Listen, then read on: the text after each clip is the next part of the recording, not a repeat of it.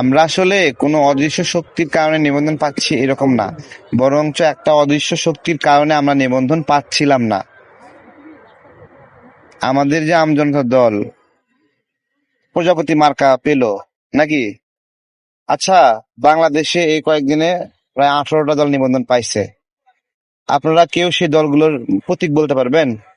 But আমাদের দলের প্রজাপতি মার্কার প্রতীক আপনি বলতে পারবেন? এই যে কানেক্টিভিটি, এই যে স্প্রেড কেন করছে? আমাদের রাজনৈতিক অস্তিত্ব প্রাসঙ্গিক, এই জন্যই তো, তাই না?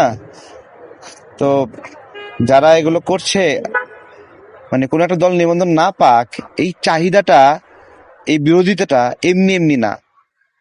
এই বিরোধিতার পিছনে একটা আতঙ্ক কাজ করে, যে আমরা নিবন্ধন পেলে তার একটা আতঙ্কে থাকবে এরকম।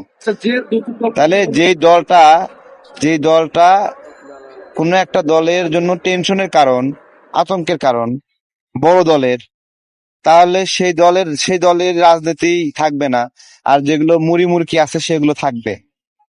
তো যে বলছিলেন না অদৃশ্য শক্তির কারণে নিবন্ধন পাচ্ছে, তাহলে তো যেদিন সালাউদ্দিন ভাই গেছিল সেদিনই কলমে খোঁচাই নিবন্ধন দিয়ে দিত, তাই না? সালাউদ্দিন ভাই আমাকে অনেক মায়া করে, অনেক ভালোবাসে, আমিও ওনাকে অনেক ভালোবাসি।